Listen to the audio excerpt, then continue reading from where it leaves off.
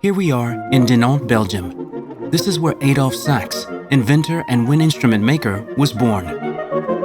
Adolphe Sax wanted to create a wind instrument whose sound was similar to string instruments, but with the kind of power that meant you could hear it outdoors in concerts. In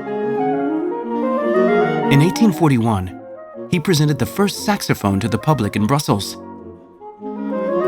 This invention was the result of his research into perfecting wind instruments in the low register. During his experiments, Sax applied a bass clarinet mouthpiece to an ophicleide, a brass instrument with keys and a conical bore. The foundations for the saxophone had been laid. His experiments were to take several years, and Adolphe Sax filed a patent for a system of wind instruments known as saxophones on March 21, 1846. In the meantime, the saxophone had already made a name for itself. In 1842, Berlioz, composer, conductor, and music critic, praised the saxophone in the French newspaper, Le Journal des Débats. Saxophones are available as a whole family of different sizes, with the advantage that all these variations are played the same way and have the same fingering. The most widely used are the soprano, alto, tenor, and baritone. In 1928, a Parisian manufacturer, Henri SELMER, took over the Sax family business. The SELMER firm was to embody the modern style of the saxophone, mostly because its Mark VI model that was to become iconic. We are now in Mont-la-Ville, France, not far from Paris. This company produces 10,000 saxophones a year.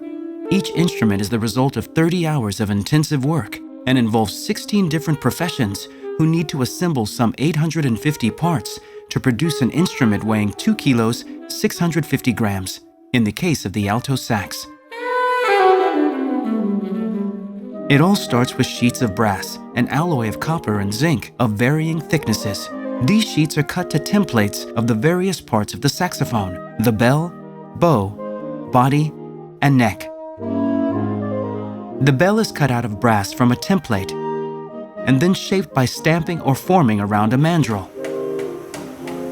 The two halves are next cut and then welded. The bell is flared by hand. The bell shape is then perfectly calibrated. Here, the bow is being shaped. Just like the bell, it is cut from a double sheet of brass, then pressed to form two half shells. These two half shells are then assembled. The same type of process is used to make the body. The brass sheet is cut from a template. In this case, it's a trapezoid. It is rolled, welded, and then stretched on a conical-shaped mandrel in order to give it the ideal bore. The body is then pierced with holes, which are then stretched into tone holes. The neck is then filled with a solution of water and saponified, then immersed in a very low temperature alcohol bath. The jelly solution inside the tube enables it to be bent without the metal breaking. The neck bore is then shaped to the right dimensions.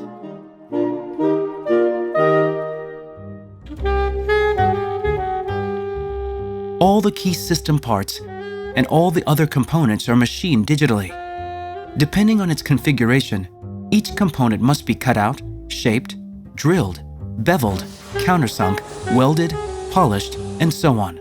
Then comes the delicate work of assembly. The extra parts are fitted onto the body, neck, bow, and bell. Pads and other accessories are pre-positioned on the tube and then welded. In order to remove any excess solder, the whole instrument is immersed in a detinning bath and then rinsed. The bow is next welded to the bell. The various pieces are then polished and lacquered. The instrument is then decorated with engravings. The pads, corks, and felts are adjusted and stuck into the keys. A set of keys specific to each instrument is created and assembled. The keywork is finalized and fixed onto the instrument. Each saxophone must be individually tuned and checked.